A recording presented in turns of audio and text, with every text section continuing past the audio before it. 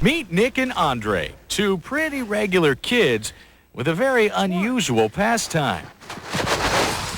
Oh, I'm scared every time I go out there, because I know every time could be my last match. But as good as I am, I figured, why not? While most teenagers spend their free time competing on high school sports teams, these kids and their friends prefer to head to the nearest vacant lot and, well, beat the crap out of each other. Yeah, this isn't a game where you're going in thinking, am I going to get hurt or not? It's a matter of how bad you're going to get hurt. It's called backyard wrestling, a bizarre phenomenon that's become popular among a growing number of teens.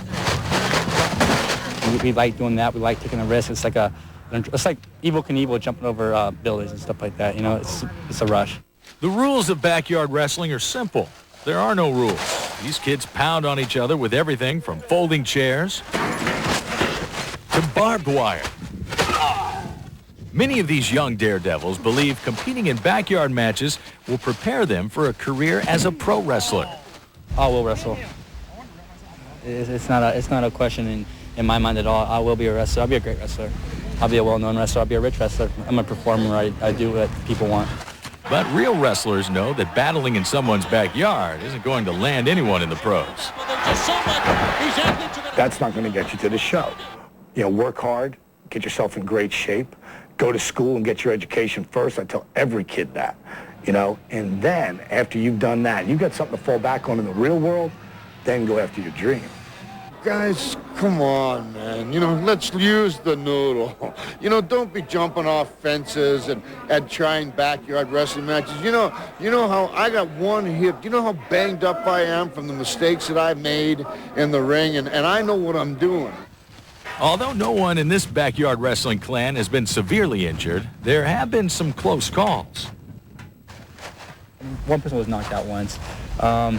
Seriously knocked out. Knocked him unconscious. I went there, I was like, Mike, wake up. I was slapping him and stuff. He wouldn't wake up. And I jumped in water in his face and he wouldn't wake up. And I was like, you were there for a second, but he was fine next day. 1, 2, 3.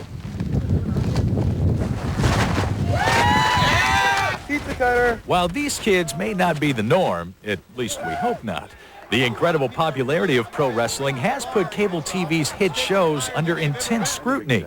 Even some wrestlers believe the sport can have a strong impact on children. I've had mothers call me up and ask me to talk to their kid and tell them to stop beating themselves in the head like I do on the way to the ring because their noses are bloody. In our organization, we're family oriented, but I'm not worried about what they're going to see.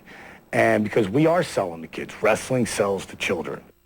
Children are very impressionable. Children are in the process of kind of developing their standards of how it is that we're supposed to treat one another. But we do have a First Amendment, and I think the First Amendment is very, very important. I don't want to give that up. And so I would not take the position that it shouldn't be on the air.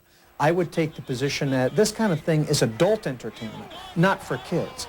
But the WCW's Eric Bischoff believes wrestling can't be blamed for the irresponsible actions of a few, and points out that kids copying what they see on TV is nothing new. I'm 44 years old, and when I was growing up in Detroit, Superman, was a big deal. And I remember specifically a lot of parents being upset because kids, that were 6, 7, 8 years old were tying sheets around their neck and jumping off the landing stairs thinking they could fly like Superman and breaking their arms and their legs. Television has a tremendous influence over children. We all know that. But I think most children and children who have responsible parents, wrestling is not an issue with them. Whether pro wrestling is to blame for the actions of a few reckless kids, one thing is certain. The controversy isn't going to get smacked down anytime soon.